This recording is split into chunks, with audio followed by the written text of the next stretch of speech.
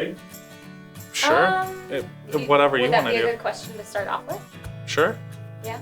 Yeah. Liza, you can show you're rolling. All right. Hello, everybody. Welcome to Tea Talks. We have Chase. We met through a passion for Nadine Burke, I feel like. Absolutely. Good old Nadine Burke. Yes, I feel like I sat down and I was like, have you heard of Nadine Burke? And you were like, oh my gosh, have I heard of her? Yes. I don't even really know where my passion regarding her work came from, other than just working in the human services industry and things to that extent. But I just find her absolutely fascinating, and I think that she does a lot of important work.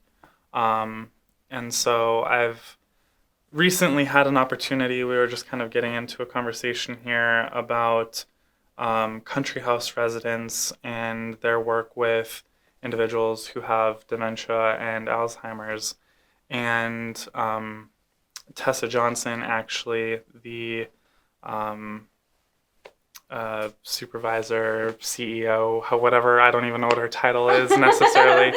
Superhuman. Yeah, superhuman, something like that. She's doing amazing work over there. And she is the president of the North Dakota Nurses Association. She had asked me to come speak at their conference on ACEs and what nurses need to know. And so most of what I probably know about ACEs is informed through Dr. Burke's work, but also just through some of my own education in the things that I have going on in my personal life and stuff like that. So, for people who don't know what ACEs are, do you think that you could explain that? Yeah, so ACEs, it stands for Adverse Childhood Experiences, and I guess that's a fancy way of talking about people's life struggles through the duration of time and the way that those experiences influence them as people,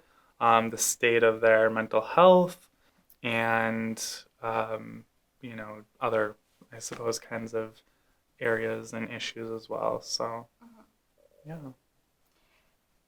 Is there a reason why you became so passionate about helping people, I guess? And in this particular field, too. Sure. So, kind of. Yeah, I'm going to go there. Why not, right? Yes! Yeah, let's go there. Okay, yes. So I started working on my master's degree in social work in January of 2017. And my letter to the school in an effort to be accepted kind of talked about this journey that I had been on as a young adult myself. And I, quite frankly, struggled with my sexuality for a couple years of my life. And how and what that looked like for me as an adolescent, and the different ways that I related to people growing up. My father specifically, he's a great person, but he has different kinds of ways of living his life, and he, like any dad would do, was, kind of bringing me along for the ride, and that looked like hunting excursions and fishing and duck hunting and all of those things, and I did all of that stuff, but I absolutely hated it. And would intentionally make noise in the deer stand just to get the deer to run away. And it's I don't want to shoot things. I don't want to shoot things. I don't want to gut things. Nothing like that, right? So I grew up in a super religious, well, what I guess I would kind of say super religious. Maybe it's not that religious, but religious home. And there were all of these expectations to conform and to do and to just be a man, And not that I'm not a man, clearly, but I couldn't fulfill the expectations that were placed on me in the way that I felt my family wanted me to. And so I really struggled with what that looked like when I was about a freshman to a sophomore in college. And so eventually, the way that transpired, I came out to my family as gay. And it was an awful journey that I wouldn't wish upon anyone. The whole outing process is not fun. And then just trying to figure out after you do something like that, is that what this was all about, or is it something else? And that's still something I guess I kind of think about every now and then. But nevertheless, that was my kind of entry into my Master of Social Work degree and explanation for kind of why I wanted to help people, because it took me roughly 26 years to kind of make sense of all of that. I had never been to a therapist, never been to a psychologist, really had no desire to do any of those things, or like didn't necessarily see a need to do something like that. But just want to be there for people who may be struggling with life in some kind of way, so that they don't have to, not that they won't have the same experience, they may have same, worse, or better experiences, but life is hard. All feel that you I think where there is a connection is you can all feel, you've all felt that pain. Yeah, right. Yeah. There's just, or that struggle. Yeah.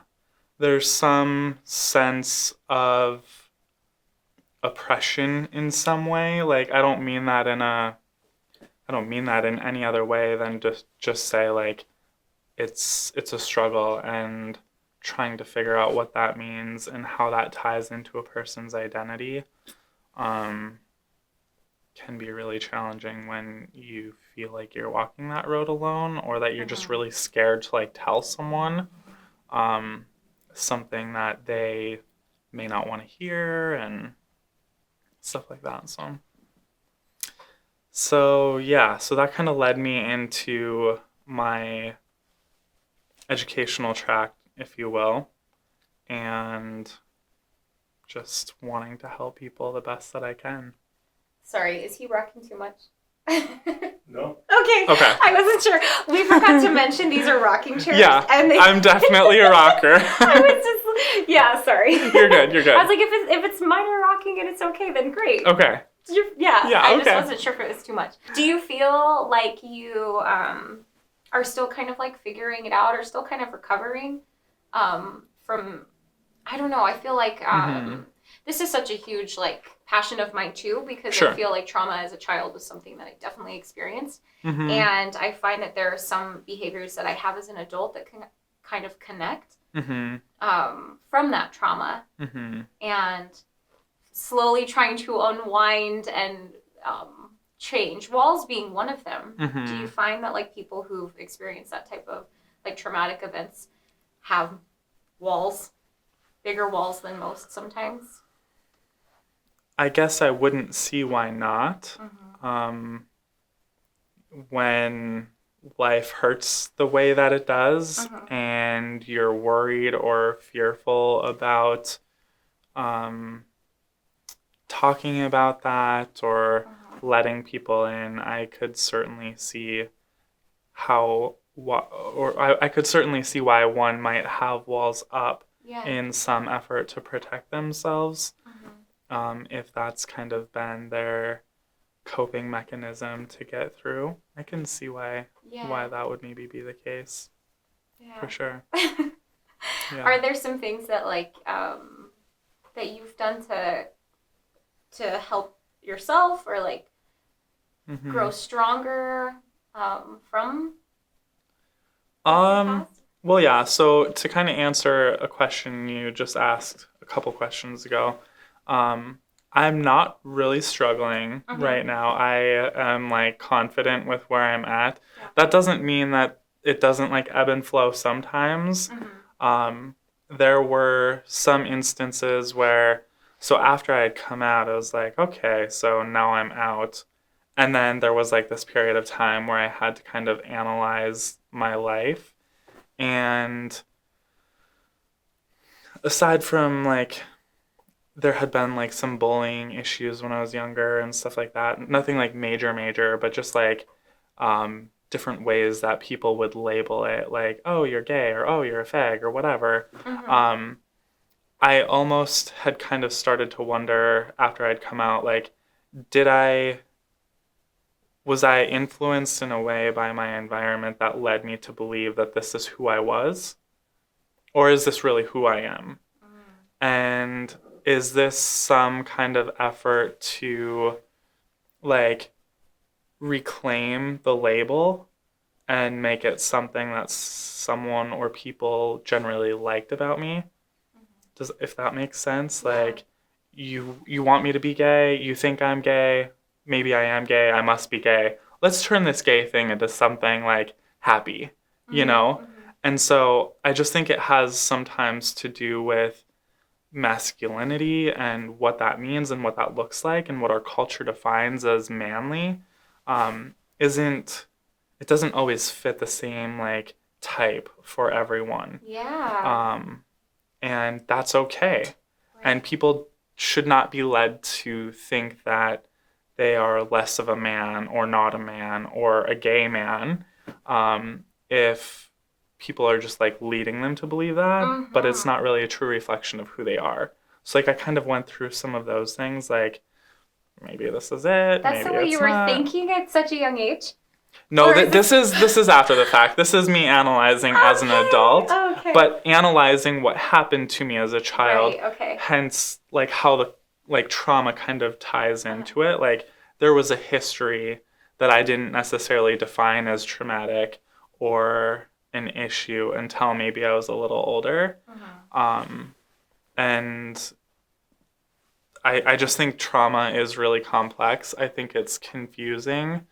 And it looks different for everyone who experiences it. You know, that is like my trauma, if you will, like totally pales in comparison to what other people experience and what other people go through. And I just, like, I knew that I was able to get through it myself. But again, it can be so much worse for people. And just to be like someone's hope that there's light at the end of the tunnel or that you can get through this is maybe what's motivating me to now do what I do. And yeah. There was something that I learned going through EMT school, which really opened my eyes to trauma. They were saying if you pick up a patient and they have a scrape on their knee and you ask them on a scale of 0 to 10, how bad does that hurt? And they say a 10. It's a 10. It's a 10 to them. And it makes so much sense with, you know, whatever people had to go through growing up. Just because one might seem lighter than the other doesn't make a difference. It still affects them in the level that it affected them. If that makes sense. Yeah, no, that makes total sense. Like taking someone's word for what it's worth and not judging that person because you might not imagine that you would feel the same way they do about whatever issue it is that they're experiencing. Yeah. Another interesting fact that I had learned researching all of this stuff was that there's a huge percentage of drug addictions and other addictions just in general based off of like trauma as a child, which is so neat because it's so important to look at people and, you know, I don't know if you think of their behavior as maybe there's something that they're struggling with versus I'm not making any sense. But no. I don't mean to acknowledge that you're not making any sense. You're making total sense. My words are coming together. Behavior is a manifestation of all of our experiences. Thank you. Right. Yeah. So. Yeah. I'm picking up what you're laying down. So we're good. Well, I'm glad because I was like, why can't I put these words together? Yeah. Yes. No, and so, yeah, okay, so behavior is a manifestation of our experiences, and the way that we cope with those kinds of things are our human adaptations to shitty experiences. And people will do what they need to do to cope with that. And, some people's trauma, whether it be abuse or neglect or living without a parent through the course of their adolescence or whatever the case is, start super, super, super young, as in like day one. Out of the gates, they're already living a disadvantaged situation in regards to, or in relation to, I should say, like their counterparts, or their peers, or just other people. And so what I kind of think of in this situation, I just had, like, for the first time, a nephew, my nephew Reese, is growing up with a mom who is a nurse in school to be a nurse practitioner. His dad, my brother, is a cop. Both amazing people with support networks that extend, like, as far as one's mind can imagine. I think it's really interesting to think about what this kid's trajectory will already be like. You can, like, almost anticipate what life will be like for him, which is awesome in one sense. But I remember being at the hospital when he was born, and I left, like, really sad, knowing there are a lot of people out there who do not or are not born into a family like his. And it sucks knowing sometimes that your influence on other people can sometimes only be like surface deep. And I don't know, it's hard. That's the hard part about doing human services work is you only have so much to give. You only have so much time to give, but you give what you can, and you hope that everything that happens along the way is going to make a difference in some way, shape, or form. And yeah. And I think it definitely does. Because all it needs is that, I think all people need is just that little ounce of, like, hope and happiness that can just change everything for them. Yeah. Are you still with Best Friends Mentoring Program as well? So, no.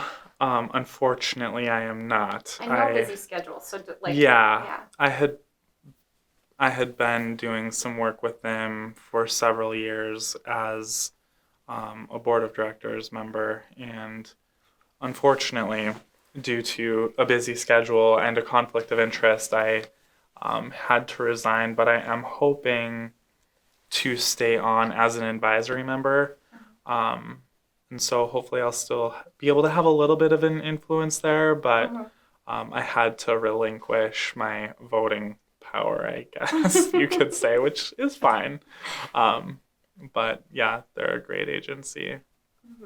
And for sure. I guess, once again, for people who don't know what that program is, could you fill us in on it? For sure. Best Friends Mentoring Program is a program that is designed to work with kids who are at risk of delinquency, essentially. It's kind of a pre-delinquency program, so some of their kids who they're working with may already be involved in the legal system. I would say the majority of them are not. They are just being kind of screened at a very early age, if you will, and those risk factors are being identified. With ACEs? Scoring system, or? I don't know that they use an ACE scoring system, but just generally to say that there are certain behaviors that are concerning, like a school member or a parent, and then the school or a parent will make a referral to Best Friends to initiate a relationship with a peer mentor. And then that peer mentor takes them into the community, and they engage in different kinds of activities and just to build a healthy relationship. Definitely. So that's kind of the gist of best friends. I think one of the things we could maybe talk a little bit about is something that you had brought up in regards to like those manifestations, or just the manifestation of trauma later on in life and what that kind of looks like or has the potential to look like. And so the CDC, when I think it was like Kaiser Permanente, and there's another one out there, another really popular, famous person. I'm trying to remember it too, but I can't. No. Kaiser Permanente, I think, is actually the facility that maybe sponsored some of the research. But then there were two other very instrumental individuals, and I apologize that I can't think of their name off the top of my head. But anyways, they had produced this kind of Maslow hierarchy of needs looking triangle.